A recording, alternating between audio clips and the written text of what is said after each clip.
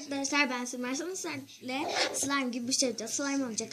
Normal yerlerde slime olacak diyorlar. Boraks olmayanlar. Ama slime olmuyor. Ama ben de denemek istedim. Sabunum ben çekmiştim. Çok azıcık tuz kattım. Ama hafızamda olduğu için direkt atamadım. Gerekli malzemeler sabun, sıvı sabun. Işıl'ınki katı olduğu için Işıl'ınkini kullanabilirsiniz. Onda belki bir faydası olabilir. Tuz, kaşık ve sabun. Kaşık da böyle plastik. Böyle Işıl'ın kattım sabunu. Şimdi arkadaşlar karıştırıyoruz.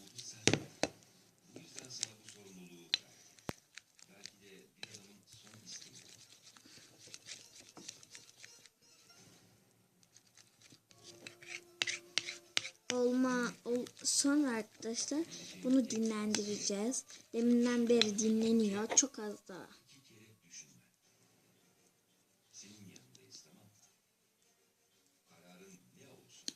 Çok az tuz ekliyoruz arkadaşlar, boraks ekler gibi. Çok fazla da katarsak sıvılaşıyor diyeceğim. Sıvılaştı mı ki? Sıvılaşmadı gibi de sıvılaştı gibi de. Arroz karıştır. Başka sabun katmayalım. Çok fazla olur çünkü. Olmazsa boşa gidecek sabun. Sabunu kenara alalım. Şimdi tuz ve Şimdi şunları kenara çekelim.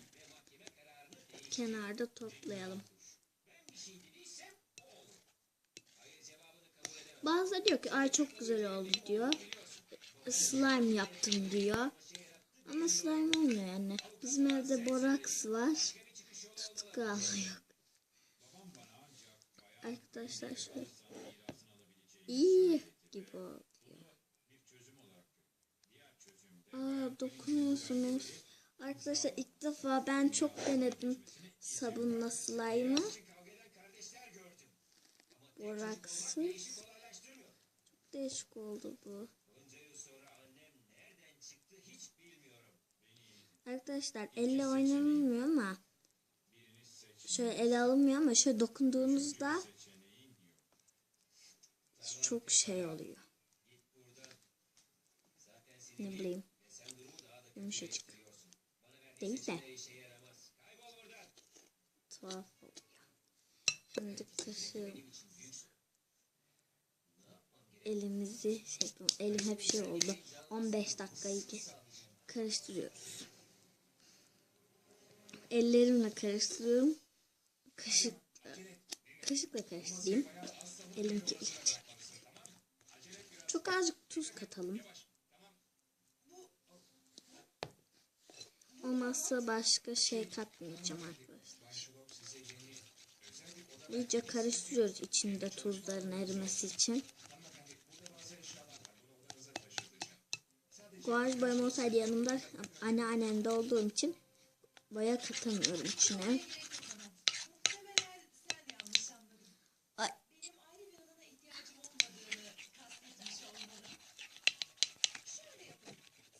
Şarjım bitiyor, o yüzden hemen yapmalıyım. Ben durdurayım bunu arkadaşlar. Ya Allah, kırıldı. Azıcık kırıldı işte. İyice yapıp geliyorum.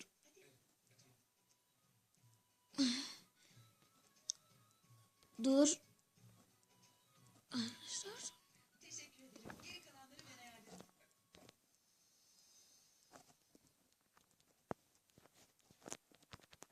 Zaten neyse arkadaşlar. Şimdi olacak mı bir bakalım. Arkadaşlar belki şundan olmuyordur. İçindeki tuzlar erimediği için diyorum da karıştırıyorum, bir değişiklik olmuyor. Ay şöyle çekeyim kamerayı.